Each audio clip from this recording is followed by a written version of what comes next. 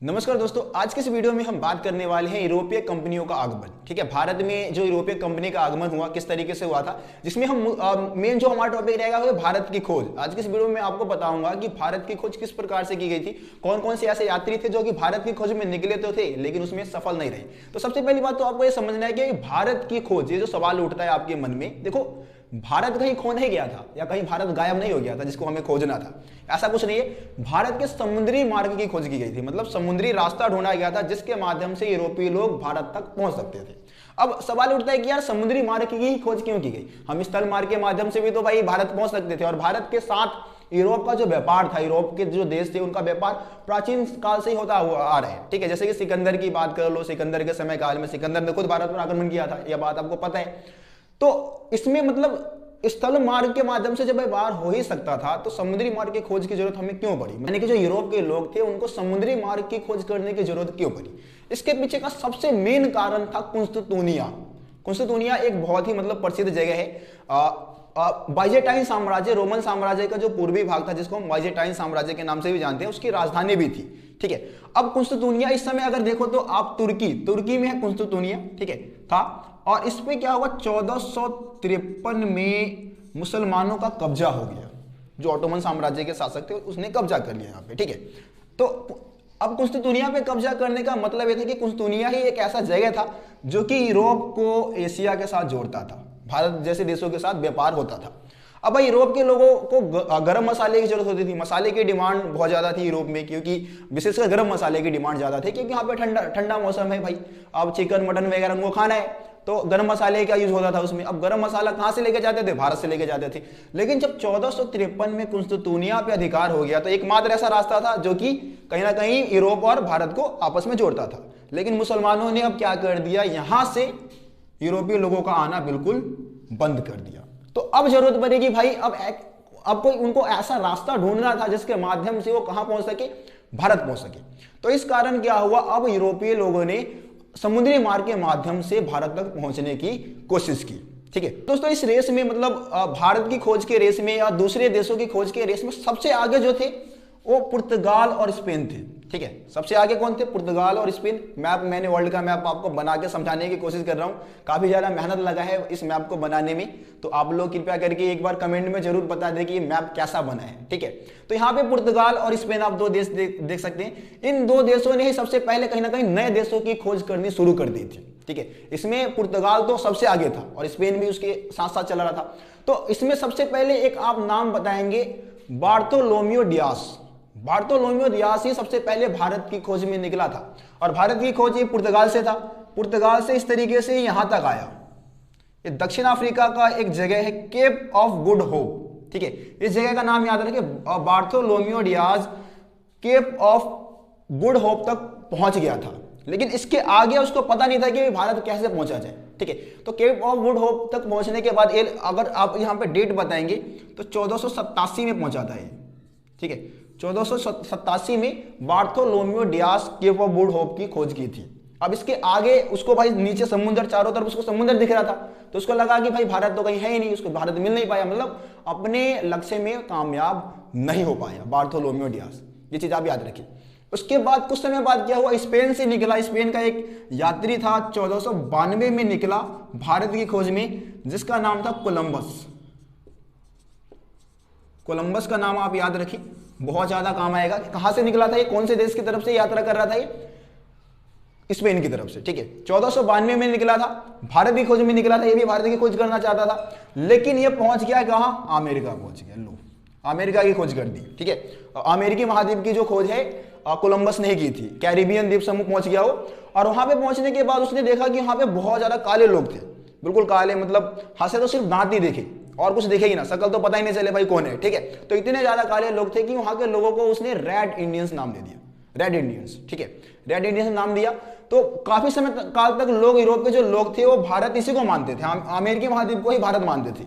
लेकिन उसके कुछ समय बाद ही पुर्तगाल का एक यात्री था जिसका नाम था वास्को डी गामा। ठीक है, क्या नाम बोला मैंने? वास्को डी गामा, जो कि पुर्तगाल से था। और पुर्तगाल का ये जो यात्री था वास्को डी गामा, इसी ने भारत की खोज की थी।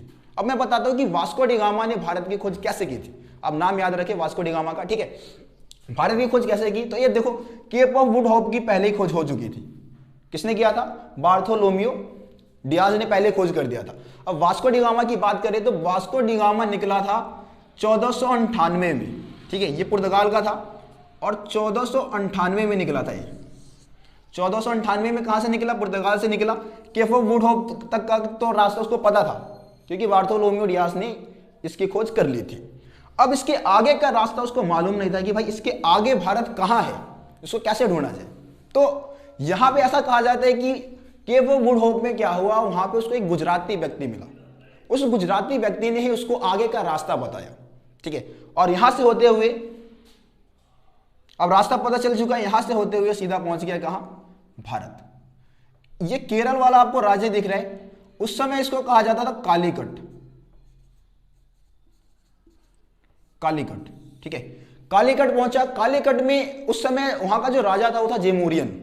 जेमोरियन ने क्या किया, जो वास्को डी गामा था उसका भव्य स्वागत किया, मतलब धूम धड़ाके से उसका स्वागत किया, क्योंकि भाई कोट पैंट में आया था वो, है ना, बहुत ज्यादा सभ्य लोग थे भाई, वो तो कोट पैंट में आया था। पहली बार ऐसे लोग देख रहे थे भारत के लोग, और बहुत बड़े बड़े जहाज में आए थे। मशीनी जहाज था, मशीनों के माध्यम से जहाज चलता था। और उस समय भारत के लोग कैसे जहाज इस्तेमाल करते थे? जो चप्पू से चला करता था, चप्पू चला के करते थे। लेकिन यूरोप के लोग तो भाई मशीनी जहाज का इस्तेमाल करते थे, मशीनी जहाज में बैठ के आया था, सूट वूट में फुल। तो भव्य स्वागत किया। कालीकट का राजा था, केरल का उस समय राजा था जेमोरिन, ठीक है, नाम याद रखिए आप। अब जेमोरिन ने क्या किया, इसका भव्य स्वागत किया और बाद में फिर पूछा कि भाई आप भारत किस लिए आए हो? तो आपको पता है कि भाई जितने भी यूरोपीय भारत आए थे मुनाफा कमाने के लिए, व्यापार करने के लिए आए थे। वास्को डी गामा ने बोला कि हम, मेरे को मसाला चाहिए, ठीक है। तो जेमोरिन ने बोला कि भाई ठीक है, केरल तो मसालों का ही देश है। मसाले से उसके पूरे जहाज को भर दिया, ठीक है। तो बहुत ज्यादा मसाला लेकर गया। वास्को डी गामा जब 1498 में भारत आया था, कब आया था? 1498 में जब भाई भारत पहुंचा था वास्को डी गामा, तो यहां से ले गया वो गरम मसाला। और ऐसा कहा जाता है कि जब वास्को डी गामा गरम मसाला को लेकर कहां पहुंचा? यूरोप पहुंचा, तो वहां पे उसको 60 गुना ज्यादा मुनाफा हुआ। 60 गुना ज्यादा मुनाफा, ठीक है, बहुत ज्यादा होता है। 1 रुपए की चीज अगर आप 60 रुपए में बेच रहे हो तो 60 गुना मुनाफा हो गया। तो कहीं ना कहीं ये बात पूरे यूरोप में फैल गया कि भाई भारत जो है वो गरम मसालों का देश है।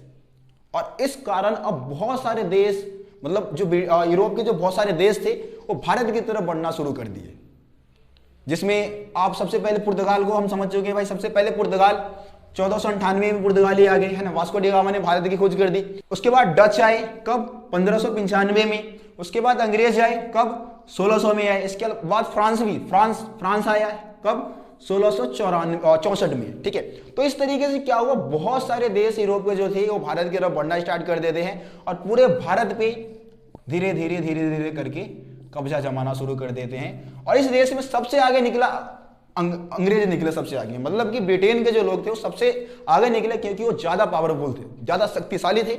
और इस कारण भारत के अधिकांश हिस्से पे किसका कब्जा हो गया? अंग्रेजों का कब्जा हो गया।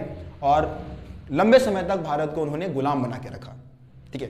तो देखिए दोस्तों, क्या है कि भारत की खोज के साथ, यानी कि यूरोपीय कंपनियों के आगमन के साथ ही आधुनिक भारत के इतिहास की शुरुआत मानी जाती है।